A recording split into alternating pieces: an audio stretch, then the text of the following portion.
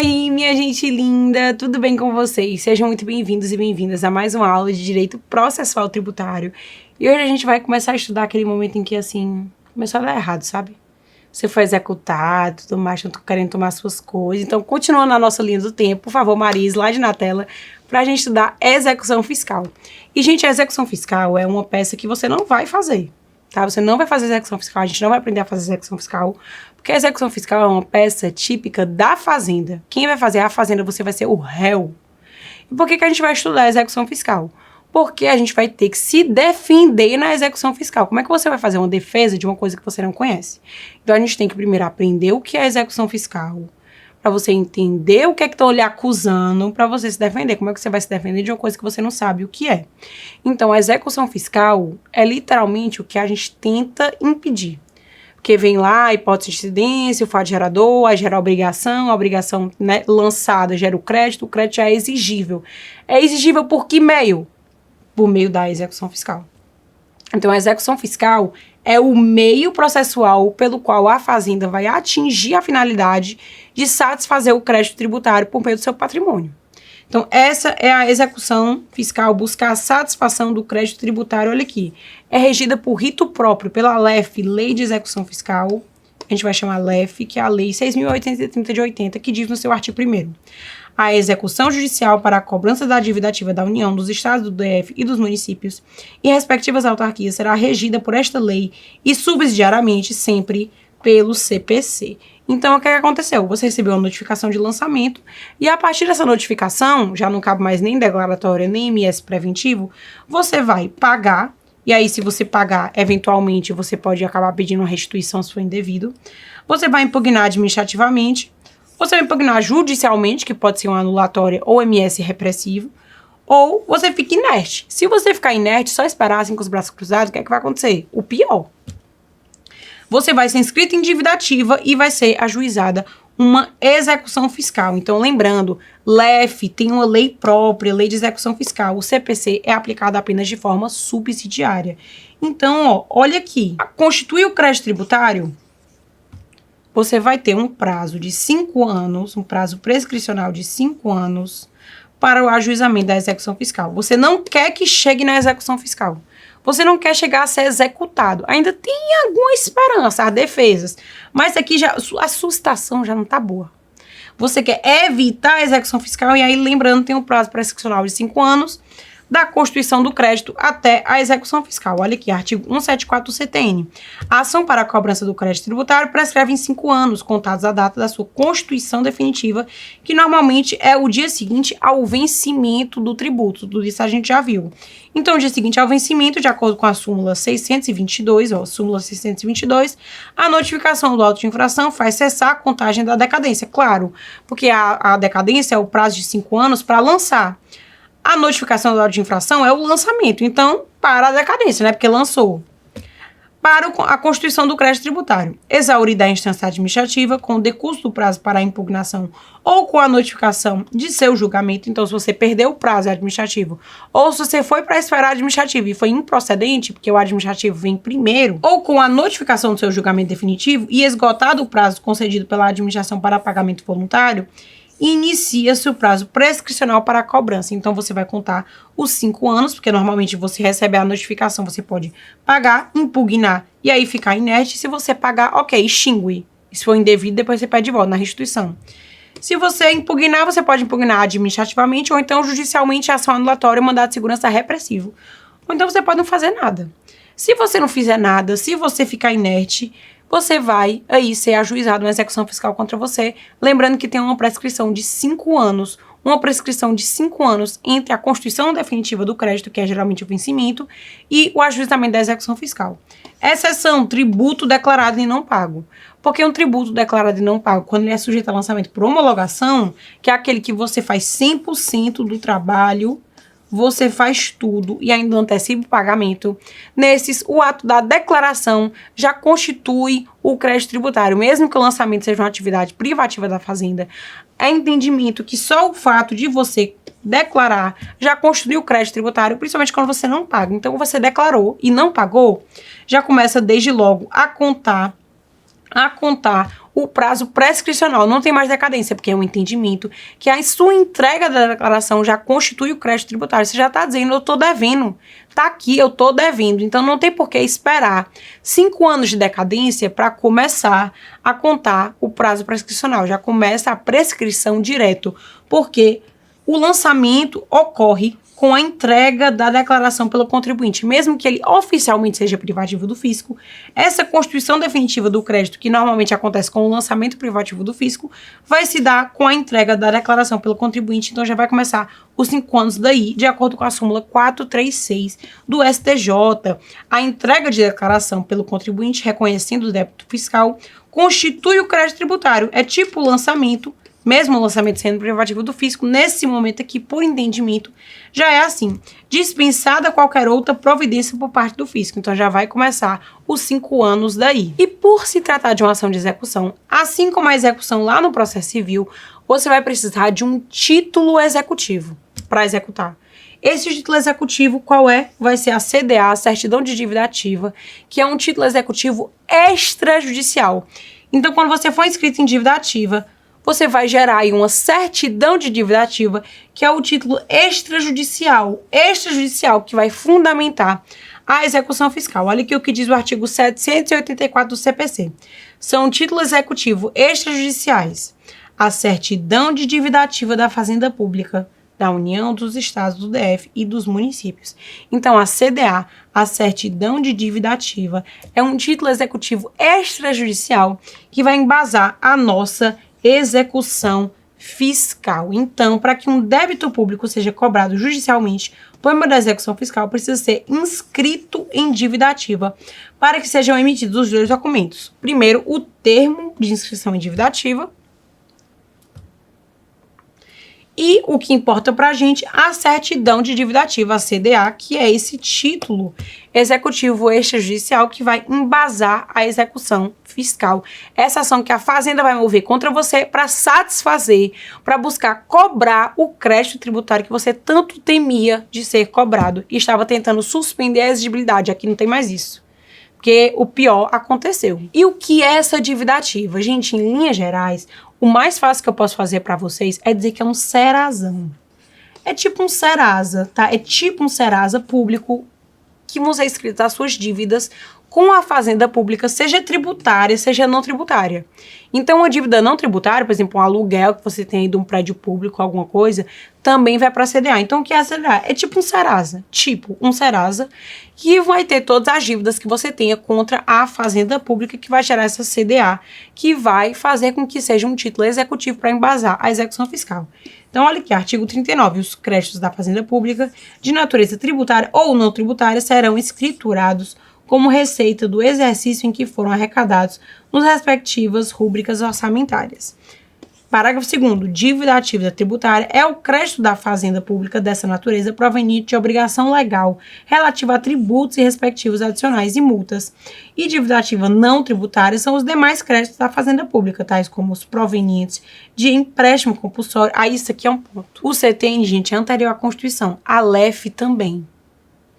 A LEF também anterior à Constituição. Então, aquilo que eu falei para vocês nas aulas do CTN, de ler com cuidado, porque às vezes tem alguns artigos que não se aplicam, a LEF é do mesmo jeito. Essa parte aqui que fala empréstimo compulsório, contribuição estabelecida em lei.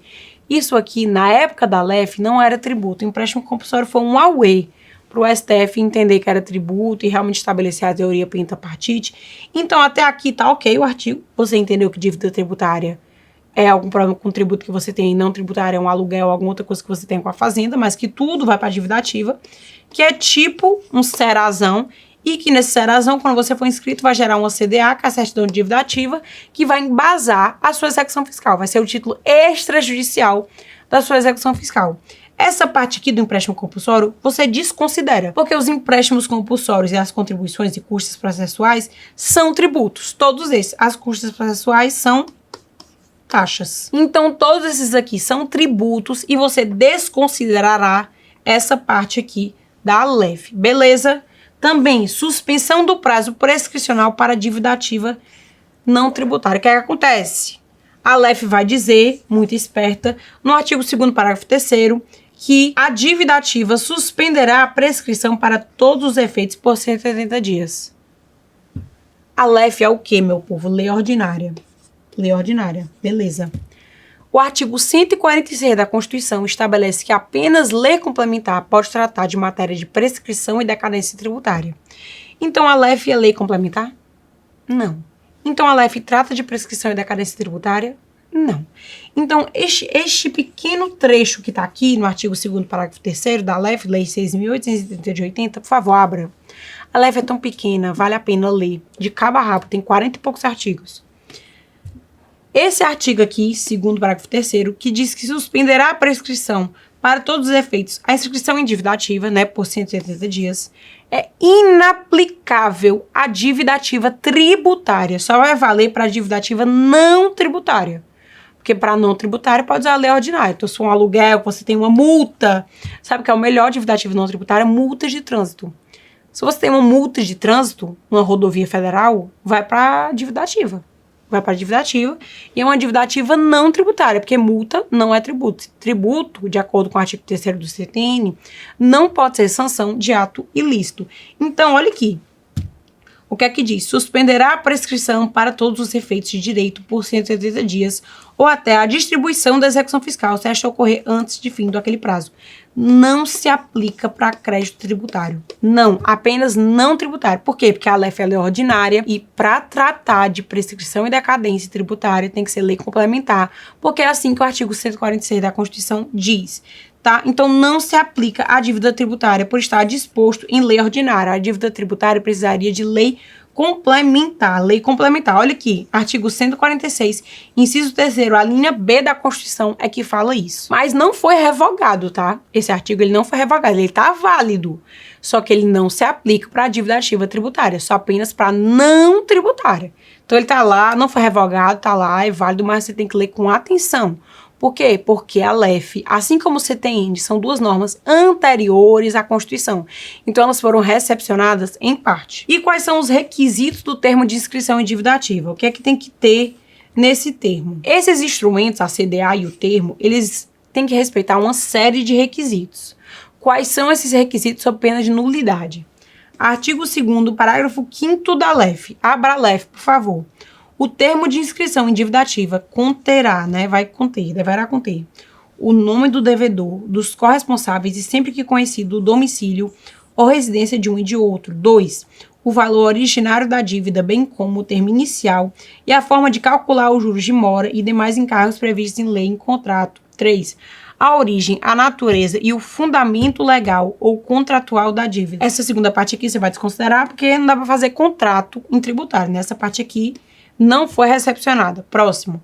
A indicação, se for o caso, de estar a dívida sujeita à atualização monetária, bem como a respectivo fundamento legal e o termo inicial para cálculo. Não precisa de memória de cálculo, igual no processo civil. Não tem que ter memória, tem que ter só a forma para calcular. 5. A data e o número da inscrição do registro de dívida ativa. E 6. O número do processo administrativo ou do auto de infração, se neles estiver apurado o valor da dívida. Parágrafo 6º. A certidão de dívida ativa conterá os mesmos elementos do termo de inscrição e será autenticada pela autoridade competente. Então, o que é que tem a CDA? Tudo isso que tem o termo.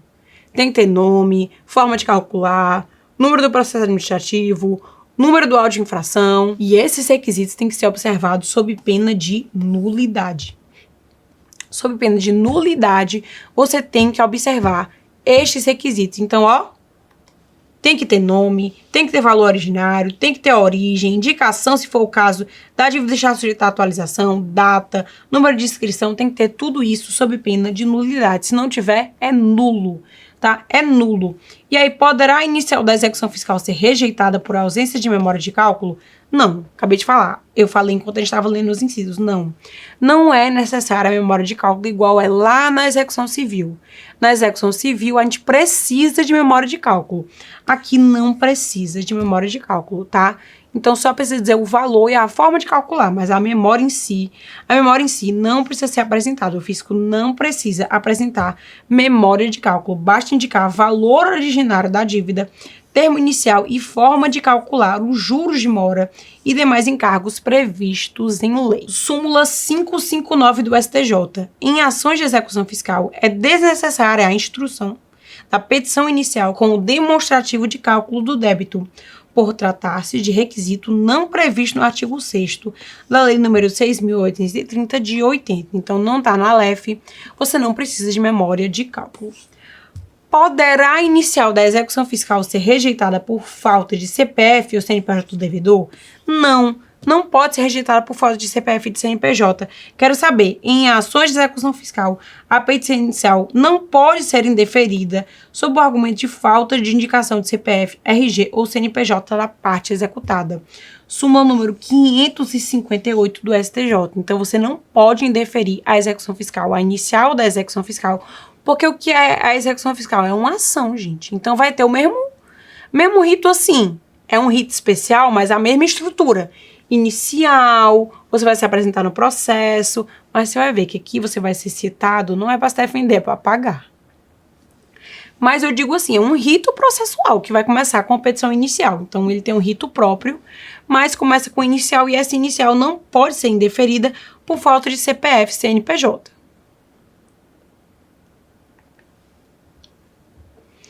E, gente, e se essa CDA tiver algum problema? Será que ela pode ser emendada? Será que eu posso emendar a CDA? Posso sim. A falta dos requisitos do termo de inscrição de dívida ativa da CDA gera nulidade da inscrição da dívida e, consequentemente, do processo de execução fiscal, conforme o artigo 203 do CTN. Então, primeiro ponto é a regra. A falta dos requisitos gera nulidade com base no artigo 203 do CTN. Mas, tal vício é sanável, podendo a CDA ser emendada ou substituída, de forma que a nulidade só será decretada se causar prejuízo à defesa do contribuinte. Então, olha aqui o que diz o artigo 203 do CTN. A emissão de quaisquer dos requisitos previstos no artigo anterior ou erro a eles relativo, o artigo anterior é o que? É o que traz os requisitos. São causas de nulidade da inscrição e do processo de cobrança dela decorrente. Então, é causa de nulidade, primeira parte. Agora, continuando. Mas a nulidade poderá ser sanada até a decisão de primeira instância, mediante substituição da certidão nula, devolvida ao sujeito passivo, acusado ou interessado, o prazo para a defesa, que somente poderá versar sobre a parte modificada. Então, como assim? Como assim? Artigo 2º, parágrafo 8º da LEF. Até a decisão de primeira instância, a certidão de dívida ativa poderá ser emendada ou substituída, assegurada ou executada a devolução do prazo para embargos. Vamos entender. Tá no CTN, na LEF. Leia e marque. Vamos entender. A CDA, em regra, ela tem que ter aqueles requisitos. Tem que ter os requisitos. Se não tiver, é nula. Mas os vícios, em regra, podem ser sanados até a decisão de primeira instância. Salvo, tem um único vício que não pode ser sanado, de jeito nenhum. O único vício que não é sanável é a identificação do sujeito passivo. Então, se você identificou errado, se você executou a pessoa errada, é nulo de pleno direito. Não tem como emendar a CDA. É por isso que tem tanto redirecionamento à execução. A gente vai aprender sobre isso. Súmula número 392 do STJ. A Fazenda Pública pode substituir a certidão de dívida ativa, CDA, até a prolação da sentença de embargos, quando se tratar de correção de erro material ou formal. Até aqui, pode emendar a CDA. Vedada a modificação do sujeito passivo da execução. Vedada a modificação do sujeito passivo da execução. Então, você pode até mudar a CDA, até a decisão de primeira instância, mas não quando for um erro na identificação do sujeito passivo. E, afinal, quando é essa decisão de primeira instância? Qual é essa decisão? Depende. E como você sabe qual é essa decisão de primeira instância?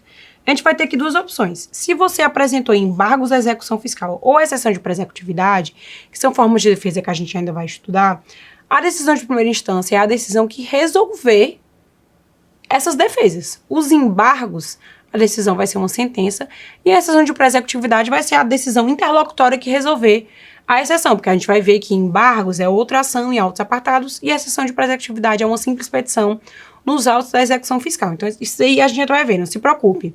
Mas o ponto que eu quero que você saiba, se for uma apresentação de embargo da execução fiscal ou exceção de pré-executividade, a decisão de primeira instância é a decisão que resolver essa defesa. Seja embargos por meio de uma sentença ou exceção por meio de uma simples decisão interlocutória.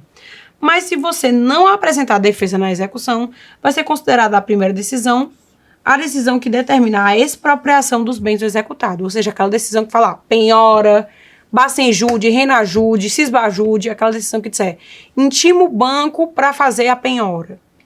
Então, é essa a decisão, não a decisão da defesa, tá? Importante, se essa CDA for emendada, vai ser devolvido o prazo para o executado fazer uma nova defesa. Mas essa nova defesa é apenas sobre a parte que foi emendada. Então, se, por exemplo, uma pessoa aí, o nosso contribuinte paga o IPTU e ele foi executado, fez uma defesa e esqueceu de mencionar um ponto. Aí a CDA foi emendada, modifica a CDA e aí ele vai poder se manifestar de novo, mas só sobre a parte que foi emendada. Ele não pode falar de novo sobre o que ele esqueceu lá no começo. Tem que ser apenas sobre aquela parte da CDA que foi emendada, que foi alterada. E a CDA, gente, ela tem uma presunção relativa de certeza e liquidez. Isso é muito importante. A Fazenda, a gente viu, o crédito tem privilégio, tem garantia, e a CDA, que é a certidão de dívida ativa, que é o título executivo aí, extrajudicial. Essa CDA, ela tem presunção relativa de liquidez e certeza. Então, você vai precisar aí desconstituir a CDA se você achar que ela é errada. Isso pode ser feito, mas ela tem presunção relativa de liquidez e certeza. Então, parte do pressuposto de que ela está correta. Olha o que diz o artigo 204 do CTN. A dívida regularmente inscrita goza de presunção de certeza e liquidez e tem o efeito de prova pré-constituída. Então, parte do pressuposto aqui de que ela que está correta, você que está errado, tem que você aí provar que você está correto por meio das defesas árduas que você ainda vai ter no fim da linha do seu túnel tributário. Parágrafo único. A presunção de que se refere este artigo é relativa e pode ser ilidida por prova inequívoca a cargo do sujeito passivo ou terceiro a que aproveite. Então, aqui há uma verdadeira inversão do ônus da prova. Olha aqui. A mesma coisa é repetida na LEF, também artigo 3º da Lei 6.830 de 80, a mesma coisa que está aqui no CTN, bem parecida, a dívida ativa regularmente inscrita goza de presunção de certeza e liquidez.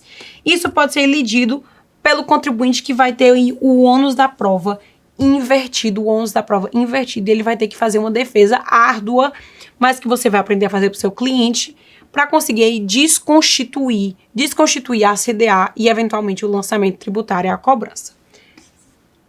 Então, a gente vai estudar agora os aspectos principais da execução fiscal, passar pelo rito, petição inicial, tudo, como é que funciona tudinho, para você entender ainda mais sobre a execução fiscal e depois a gente passar para as nossas defesas em execução fiscal. Então, a execução fiscal, assim como qualquer outra ação, vai começar com a petição inicial e a petição dela é simples. Gente, quando você tiver na dúvida, pense, a Fazenda não precisa fazer nada, as coisas para elas são fáceis. Sabe o preferido de Deus? É a Fazenda Pública. Então, a petição inicial não tem que ter nada. Eu vou ler para você. Por favor, não ria. Segure o seu riso nesse momento. Eu vou ler para vocês o artigo 6º da LEF, que é a Lei de Execução Fiscal, que você tem que abrir. Por favor, tire um segundo para abrir a LEF no seu vadão. Lei 6.830 de 80. Leia a LEF. E aqui eu vou ler para você. Não ria, por favor. O que é que tem que ter na petição inicial? A petição inicial indicará apenas o juízo a que é dirigida, o pedido e o requerimento para a citação. Acabou, é só isso. A petição inicial só tem isso, ó, e a CDA. Porque a CDA, que é aquela certidão de dívida ativa que a gente viu no bloco passado, que tem que ter todos aqueles requisitos sob pena de nulidade, faz parte integrativa da petição inicial e é como se ela fosse. Então, basta o juízo, pedido e requerimento de citação. palhaçada.com.br, que você tem que fazer um bocado de coisa e a Fazenda só tem que fazer isso aqui. Se você tá achando bom, se forme, tire a OAB, atue alguns anos e faça concurso para PFN, também é uma boa opção. Parágrafo 2º. A petição inicial e a certidão de dívida ativa poderão constituir um único documento. Então, a CDA, ela integra a petição inicial. A produção de provas pela Fazenda Pública independe de requerimento. Bom demais, não precisa nem pedir. O valor da causa será o da dívida constante da certidão, com os encargos legais. Não precisa nem que botar valor da causa. Já está na CDA. Então, a CDA faz parte da petição inicial, integra a petição inicial e a petição inicial não precisa de nada. Nadinha, tá tudo sob controle. Pronto. Teve lá a petição, o juiz aceitou a petição merreca, michuruca, nada, passando fome há 4 dias essa petição. Vamos para a citação. Vamos ter que fazer uma citação do executado, que é você. E essa citação não é para se defender, não. É para pagar. Você não vai ser citado para se defender. Você vai ser citado para pagar. A defesa aqui é você se ajoelhando e chorando. É uma defesa árdua, você vai ver, árdua. Mas você vai ser intimado, citado para pagar. O executado será citado para, no prazo de 5 dias, pagar a dívida. Pagar a dívida. Aí depois é que vem a defesa. Mas você vai ser citado para pagar a dívida, com juros e multa de mora e encargos indicados na certidão de dívida ativa. Ou garantir a execução, porque aí garantindo a execução, somente assim, com esse empecilho de garantir a execução, você vai poder fazer embargos, né? Embargos à execução fiscal, que a gente ainda vai aprender.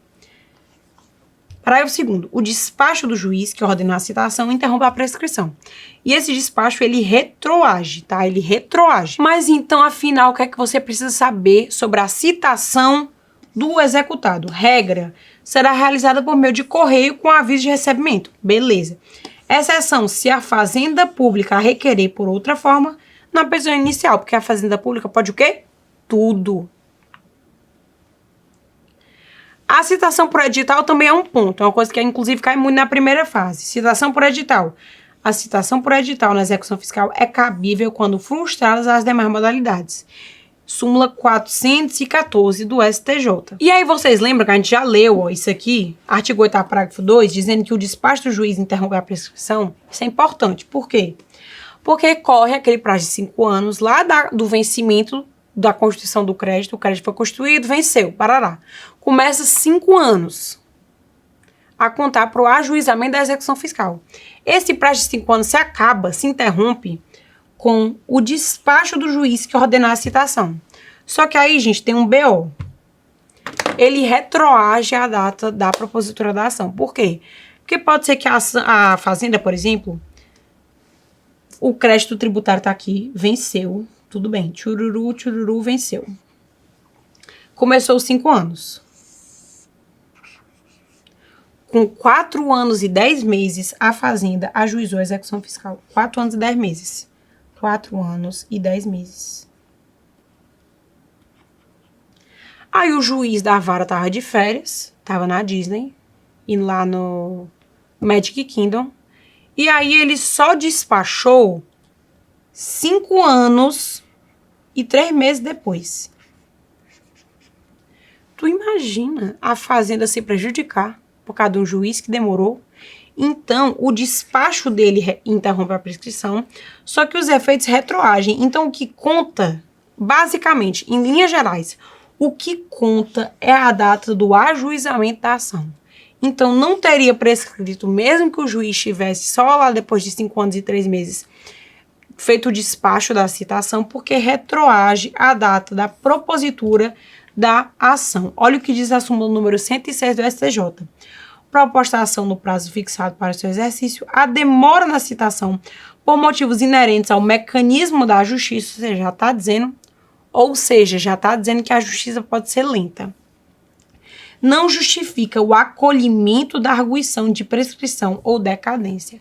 Então, se o judiciário foi aí moroso, isso não vai prejudicar a Fazenda se ela ajuizou mesmo, se ela fez a inicial no dia correto. Então, vamos aqui para um exemplo. Ó, o Vinícius foi notificado para pagar em 31/3/2010. Beleza. Vinícius não pagou e aí começou a prescrição. Em 1/2/2015, olha aqui, o mês ainda tá ok esse mês. Você olhando, só fazendo uma análise rápida. Ainda tá ok. Só que o Vinícius só foi citado em dezembro.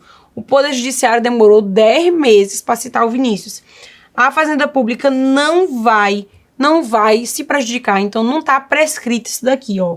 Nesse caso, poderá a Vinícius alegar a prescrição, eis que o despacho ocorreu em dezembro? Não.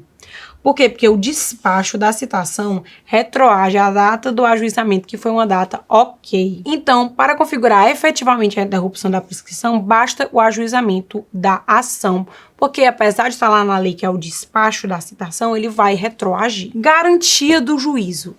Esse ponto é muito importante. Você precisa, na execução fiscal, garantir o juízo, principalmente se você quiser se defender. Uma vez ajuizada a execução fiscal, o devedor será citado para realizar o pagamento no prazo de 5 dias. Nomear bens à penhora para garantir o juízo. Então, ele tem que garantir o juízo. De quais formas o executado pode garantir o juízo? Várias. Depósito em dinheiro, fiança bancária ou seguro-garantia, nomear bens à penhora e nomear bens de terceiros. Isso aqui já caiu.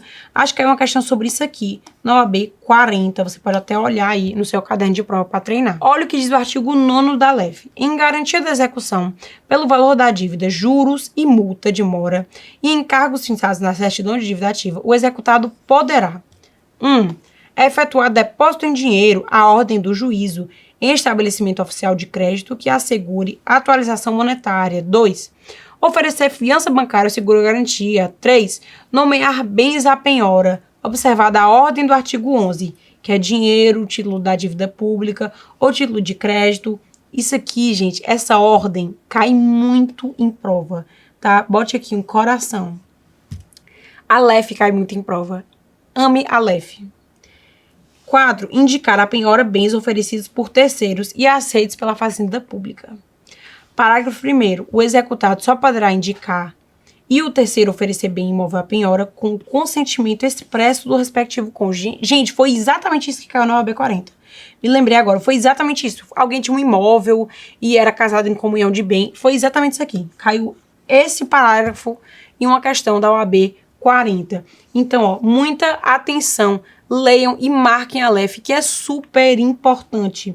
E se o executado, uma vez citado, optar por nada fazer? Aí é a força, né, gente? É a força, olha aqui. Será realizada a penhora de bens e renda do devedor executado na forma do artigo 10. Então, se não for voluntário, vai à força. Olha aqui. Não ocorrendo o pagamento, nem a garantia da execução de que trata o artigo 9º, a penhora poderá recair em qualquer bem do executado, qualquer, exceto os que a lei declara absolutamente impenhoráveis. E mesmo esses têm algumas exceções. Então, o que é que pode ser penhorado? Tudo pode, menos aquilo que é absolutamente impenhorável. Lembrando que a gente tratou disso de forma mais específica na aula de crédito tributário. Eu falei sobre bem de família, que bem de família pode servir para garantir crédito de IPTU, por exemplo, de taxa do lixo, se for daquele próprio bem. Então, a gente tratou tudo isso aqui na aula de crédito tributário.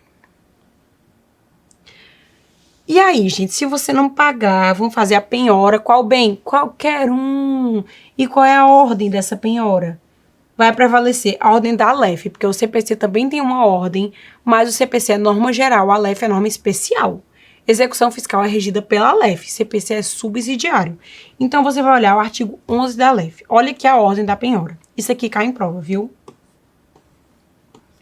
Essa é uma aula de direito processual material, porque isso aqui pode cair em questão. Essa aqui que eu falei pra vocês, que é a OAB 40, foi numa questão. Então, essa aula aqui é uma mescla, viu? Porque você precisa pro processo, mas também tem muitas informações valiosíssimas de direito material. Então, olha aqui a ordem da penhora. Inciso 1, dinheiro. 2, título da dívida pública, bem como título de crédito que tenham cotação em bolsa. 3, pedras e metais preciosos. 4, imóveis. 5, navios e aeronaves. 6, veículos. 7, imóveis ou semoventes. Semovente é o quê? Doguinho, cachorro, miau, miau, gatinho, animal, tá? Animal é semovente. Então, se a fazenda quiser tomar seu cachorrinho, pode estar tomando também. Direitos e ações. E parágrafo 1º. Excepcionalmente, a penhora poderá recair sobre estabelecimento comercial, industrial ou agrícola, bem como em plantações ou edifícios em construção. Então, a gente olha aqui. Essa é a ordem. Quer penhorar faturamento de empresa? É excepcionalíssimo. Tem que ter tentado tudo primeiro. Isso é um entendimento do STJ. O STJ já disse, quer penhorar faturamento de empresa? Ok. Mas primeiro tente tudo. Tente ver se o sócio não tem um cachorro, um unicórnio, porque unicórnio, se existisse, era removente. Então, qualquer coisa você vai tentar antes de chegar no nível de ter que penhorar o faturamento da empresa, tá? É absolutamente excepcional. E aí, gente, é possível substituir essa penhora? É sim possível substituir a penhora. Conforme determina o artigo 15 da LEF. Olha, gente, a aula de hoje ela é organizada porque é a ordem da LEF. O executado pode requerer a substituição da penhora por depósito, seguro-garantia ou fiança bancária, enquanto o exequente pode requerer a substituição da penhora por qualquer bem. Então, novamente, a fazenda sendo a preferida, né? Deus tem seus preferidos. O executado só pode requerer por depósito, seguro, garantia ou fiança, e a fazenda pode requerer por qualquer coisa. Olha aqui o que diz o artigo 15 da LEF. Em qualquer fase do processo será deferido pelo juiz, inciso 1º, ao executado, a substituição da penhora por depósito em dinheiro, fiança bancária ou seguro, garantia, inciso 2. A fazenda pública, a substituição dos bens penhorados por outros, independentemente da ordem enumerada no artigo 11. Então, para a fazenda ficou maravilhoso, né? E aí, gente, garantida a execução, você já está com dinheiro lá dentro, você pode requerer uma certidão de regularidade fiscal, que vai ser uma certidão positiva, porque você vai ter débitos, mas com efeitos de negativo. Olha o que diz o artigo 206 do CTN. Tem os mesmos efeitos previstos no artigo anterior à certidão de que conste a existência de créditos não vencidos em curso de cobrança executiva em que tenha sido efetivada a penhora ou cuja exigibilidade seja suspensa. Prescrição intercorrente. Gente, isso aqui é tão bom, eu adoro quando acontece, já acontece muito. O que é isso? Você não pode ter uma dívida ad eterno. Não é porque a fazenda ali executou que ela vai poder levar aquele processo de execução para sempre. Então, se ele ficar parado por muito tempo, vai ocorrer o instituto da prescrição intercorrente. Então, se você não tem onde cair duro no chão realmente, não dá assim, mas não tem jeito. Vão tentar penhorar suas coisas, você não vai ter nada. Você não tem mais um bem. E aí, o que é que vai acontecer? O juiz vai suspender a execução por 1 ano. Se ele não encontrar nada, ele vai suspender a execução por 1 ano. E aí, quando acabar esse prazo, se ainda não tiver encontrado nada, vai ordenar o arquivamento da execução. Então, olha aí. Vamos começar o nosso processo.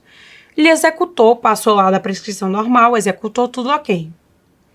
Aí, você não tem nada. Será que você não tem onde cair duro? Não tem. Tipo, você não tem bens. Vai ser para sempre aquela dívida correndo contra você se você comprar um apartamento daqui a 10 anos. Esse apartamento que você comprou daqui a 10 anos ainda vai ser usado para satisfazer sua execução? Não, tá? Não, porque se o juiz procurar em todo canto e não achar, ele vai suspender a execução por 1 ano. Quando acabar esse prazo, ele vai voltar, vai tentar de novo. E se não encontrar nada, vai ordenar o arquivamento dessa execução. Vai ordenar o arquivamento da execução. Olha o que diz o artigo 40 da LEF. O juiz suspenderá o curso da execução enquanto não for localizado o devedor ou encontrar bens. Beleza. Parágrafo 2º. Decorrido o prazo máximo de 1 ano, sem que seja localizado o devedor ou encontrado bens penhoráveis, o juiz ordenará o arquivamento dos autos. Ok. Parágrafo 4º. Se da decisão que ordena o arquivamento. Então, já passou 1 ano. Primeiro procurou tudo, não achou nada. Suspendeu por 1 ano. Voltou. Não achou nada. Então, olha aqui. Se da decisão que ordena o arquivamento. Quando é que arquiva? Quando não acha nada, suspende por 1 ano, volta, procura e não acha nada. Aí arquiva. Tiver decorrido o prazo prescricional, o juiz, depois de ouvida a Fazenda Pública, poderá, de ofício, reconhecer a prescrição intercorrente e decretá-la de imediato. Então, ó, se terminar aquele prazo de suspensão de 1 ano, já vai se iniciar o prazo da prescrição, que é o quê? 5 anos. Para a ocorrência da prescrição intercorrente, com base na súmula número 314 do STJ, que diz o seguinte: em execução fiscal, não localizados bens penhoráveis, suspende-se o processo por 1 ano, fim do qual se inicia o prazo para a prescrição quinquenal intercorrente. Quinquenal significa que são 5 anos. Então, você não vai dever para sempre. Se daqui 10 anos você comprar um imóvel, esse imóvel não vai mais servir para garantir a execução, porque ela já vai estar prescrita, porque você não tinha onde cair duro no chão. E aí um ponto importante, a prescrição normal e a decadência normal são matérias de ordem pública que podem ser decretadas de ofício pelo juiz, ele não tem que ouvir ninguém. Mas a prescrição intercorrente, que é específica aqui na execução fiscal, só pode ser decretada com a oitiva da Fazenda, tá? É o que diz o artigo 40, parágrafo 4, que a gente já leu. Poderá de ofício depois de ouvir da Fazenda Pública. Tá? Continuando no rito, você garantiu a execução, você vai apresentar embargos. A gente vai estudar embargos separado, porque embargos é a nossa peça de defesa. O que vai acontecer? Você vai apresentar embargos e vão intimar a Fazenda para se manifestar depois no prazo de 30 dias. A audiência de instrução, se precisar produzir prova, vai ter audiência, vai ter tudo, assim como num processo civil que você já conhece. Olha o que diz o artigo 17 da LEF. Recebidos os embargos, o juiz mandará intimar a Fazenda para impugná-los no prazo de 30 dias, designado em seguida audiência de instrução e julgamento. Então, parágrafo único. Não se realizará audiência se os embargos versarem sobre matéria de direito ou sendo de direito de fato, se a prova for exclusivamente documental. Então, coisa tranquila, coisa que a gente já sabe em processo civil. E aí a gente vai ter a sentença. A sentença, tá? Se a defesa do contribuinte for rejeitada, a sentença vai rejeitar os embargos de execução. E se a defesa do contribuinte for aceita, a sentença vai acolher os embargos de execução, extinguir a execução e a cobrança. Isso aqui vai fazer mais sentido para vocês quando a gente estudar os embargos à execução fiscal, que são a nossa forma de defesa. Mas o que você tem que entender é que vai ter o processo, e vai ter a sentença, que vai dizer se aquela cobrança é devida ou não, tá? Saiu a sentença. Saiu a sentença. Você não ficou feliz? Apele. Regra, 99,99% dos casos. Apele. Apelação em 15 dias, se o valor for maior do que os 50 RTN. Apele. O que é 50 RTN? Gente, R$1.000 já é mais do que 50 RTN. Então, apele. Apelação no prazo de 15 dias, processo civil. Observação, importante. Você tem que requerer o efeito suspensivo para suspender o andamento da execução fiscal, porque essa apelação não tem efeito suspensivo imediato, tá? Em regra, não gostou da sentença? Apela. 15 dias. Vai ter aula só sobre a apelação. Vai ter aula só sobre a apelação com a Profamar. Então, fiquem tranquilos. Só quero que vocês entendam que saiu a apelação, não gostou, apela. Exceção. Gente, isso aqui é 0,0001. Eu vou falar só porque tá na LEF e é excesso de zelo. Embargos infringentes de alçada no prazo de 10 dias, caso o valor da causa seja inferior a 50 RTN. Tá?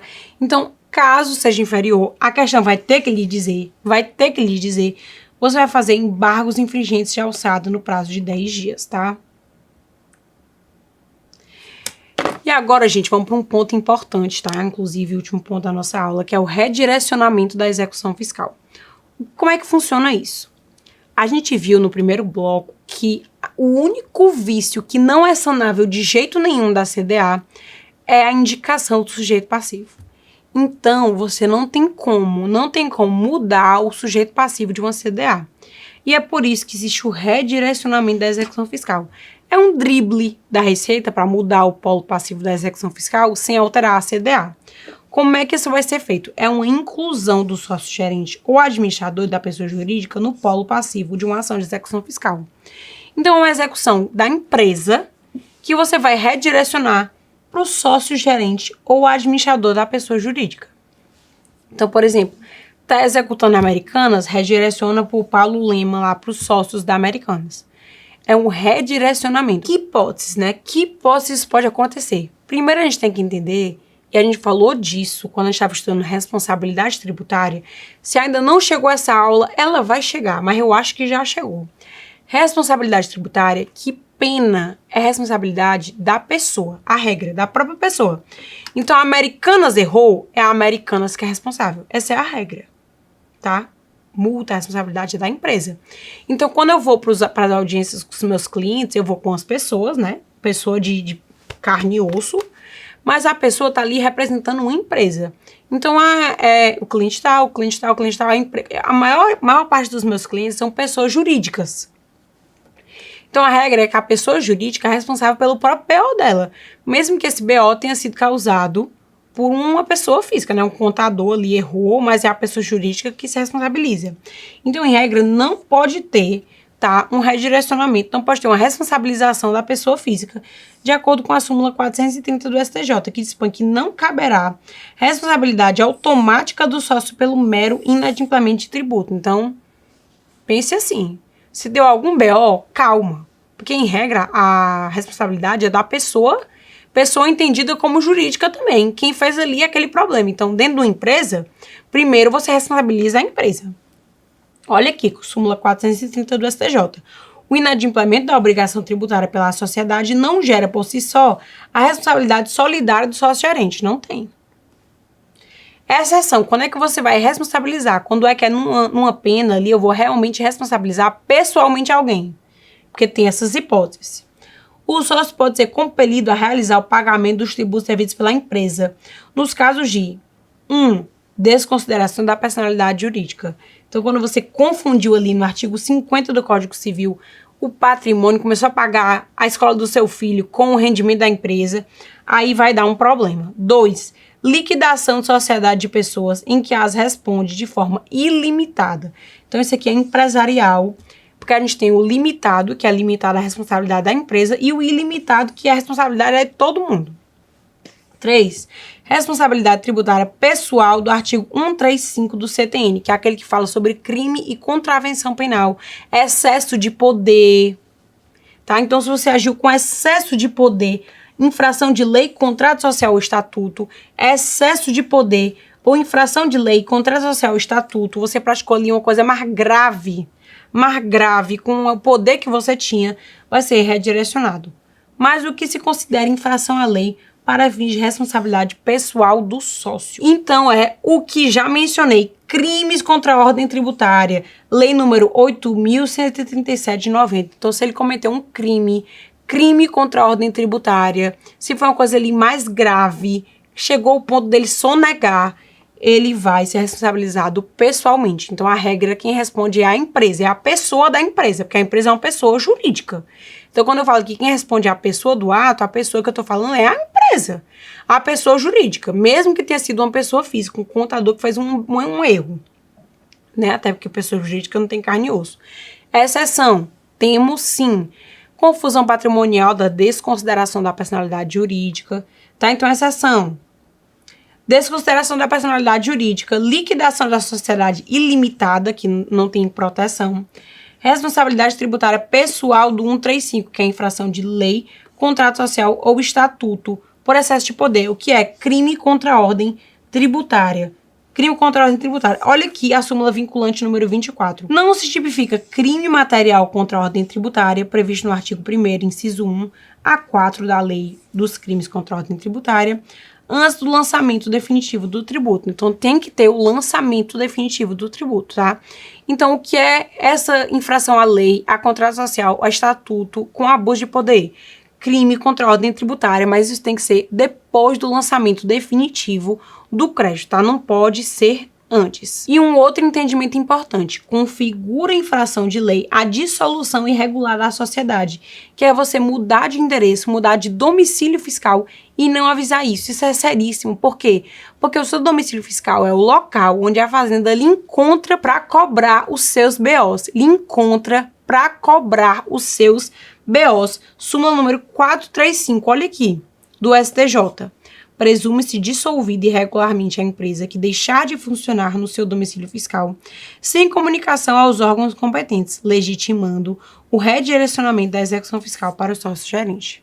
Então, nesse caso, você também pode redirecionar a execução fiscal para o sócio-gerente. Então, como um meio para driblar esse fato de não poder substituir a CDA com relação ao polo passivo, há esse instituto do redirecionamento da execução fiscal, mas não é a regra, é apenas a exceção, caso você pratique uma das hipóteses do artigo 135 do CTN com responsabilidade pessoal. Mas quem deve provar a configuração ou não das hipóteses do artigo 135? Depende se isso já veio na CDA ou não. Por quê? Porque se o nome do sócio já veio na CDA, A CDA tem presunção de liquidez e certeza e cabe a você desconstituir a CDA. O ônus da prova é seu. Isso é até importante. Por quê?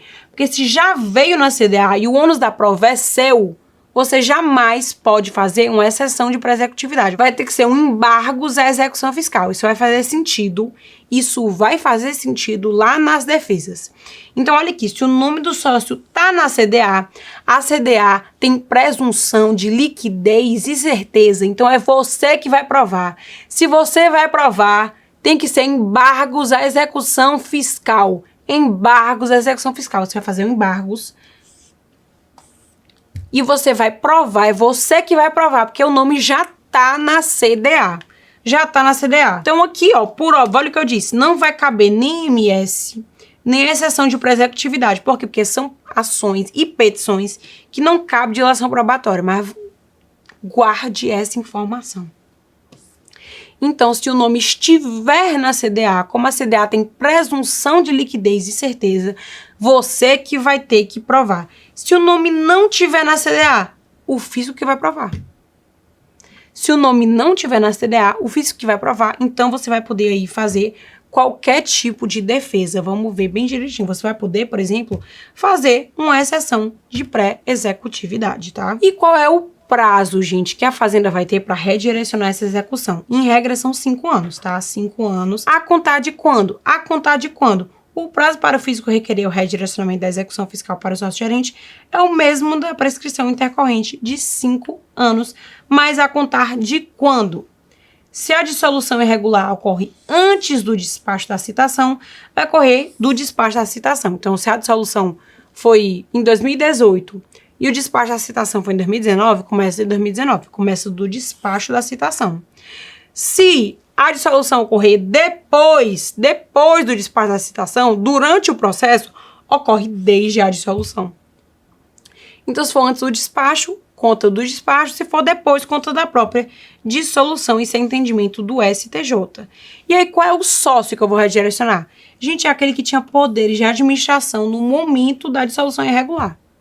É aquele que tinha poderes de administração, sócio-gerente, tá? Que tinha poderes de administração à época da dissolução irregular ou da época da prática do fato gerador. Olha que é a jurisprudência. Com poderes de administração na data em que configurada ou presumida a dissolução irregular, ainda que não tenha exercido poderes de gerência. Com poderes de administração, ainda que não tenha exercido poder de gerência. É o sócio-gerente, mas o que importa é ele ter um poder de administração. Quando ocorrido o fato gerador do tributo, não adimplido, conforme artigo 135, inciso 3 do CTN. Então, gente, em suma, é possível redirecionar a execução fiscal, mesmo que você não possa trocar o nome na CDA. O nome na CDA não pode, mas você vai e redireciona. Isso é um instituto possível, tá? E aí, se o nome dele já tiver na CDA, como a CDA tem presunção de liquidez e certeza, cabe a você provar que você não era um sócio que tinha poder de administração. Você era um sócio-gerente, geralmente é um sócio-gerente, em regra, sócio-gerente. Mas mesmo se ele não for sócio-gerente, o que importa é ele ter um poder de administração. Isso você vai provar. Se não tiver na CDA, quem prova é o fisco. E com isso, gente, chegamos ao fim de mais uma aula de execução fiscal. Espero que vocês tenham gostado, que tenham entendido. Tem alguns pontos dessa aula que vão melhorar nas defesas. Mas para falar de defesa, eu tinha que falar da execução. Como é que você vai se defender de uma coisa que você ainda não conhece, tá?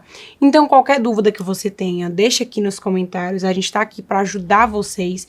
E a gente se encontra logo mais nas defesas da execução fiscal. Um beijo!